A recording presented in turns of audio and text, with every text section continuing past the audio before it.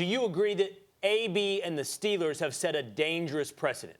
Well, I agree. I think the Steelers have set a dangerous precedent. If you're a player, you have no problem with it. It definitely worked to Antonio Brown's advantage. But when you consider the fact that, they had to make a move because he had a $2.5 million roster bonus that was due to him March 17th, that outside of that, there was no guaranteed dollars available, that ultimately it was going to cost them about $21 million in dead cap money.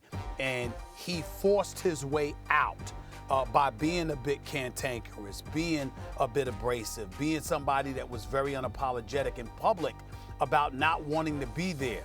You have to recognize we're talking about arguably the best receiver in football that got out of his contract after they had him under contract with no guaranteed money owed to him over the next 3 years. Talk about a team that, figuratively speaking, was sitting on house money. And all that Antonio Brown had to do was be a distraction. Talk about the quarterback, talk about the coach, talk about the GM, calling them kids, and create a ruckus over that.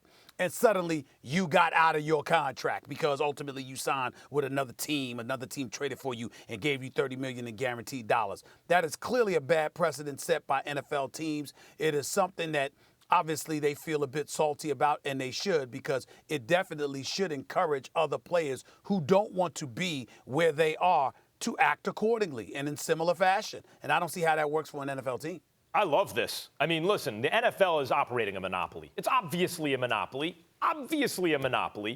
in professional football in North America, clearly. And so, as a result, they crush the players in the CBA every single round. Of course, the players lose that negotiation. Who are they negotiating against? And don't forget, when I was a kid, there was the lockout and all that stuff, and guess what happened? The ratings went down maybe like 15%. People are still watching the games. It's football, right? The players are at an enormous disadvantage. So guess what happens to people in those situations?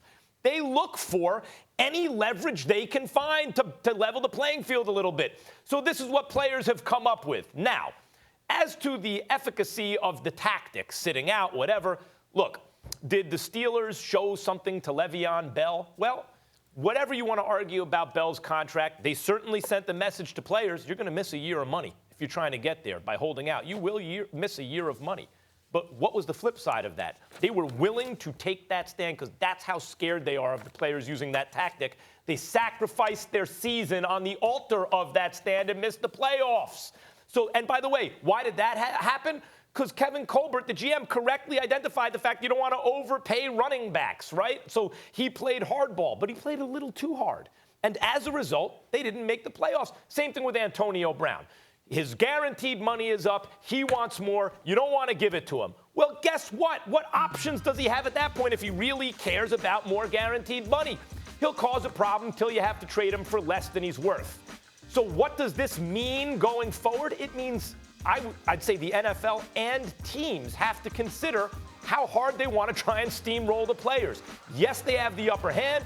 Yes, they have the advantage. Yes, they'll win in that kind of conflict. But it's not. But the players have options at their disposal that can make it difficult for teams and can make it in teams' best interest to play ball a little bit more. As Stephen A. pointed out, Max, the issue was one that he had no leverage. Antonio Brown had no leverage. He actually did. When you say you love this, you love the tactic he used to create leverage, which was to become a malcontent, to become a problem. You love that? I love the fact that if a guy says, I'm playing in a league where I only get X number of dollars. It's capped artificially by this cap that takes the money that I should be getting paid and funnels it toward the owners, who, by the way, free markets in every other phase of their life, except when it comes to controlling their own markets, naturally, right?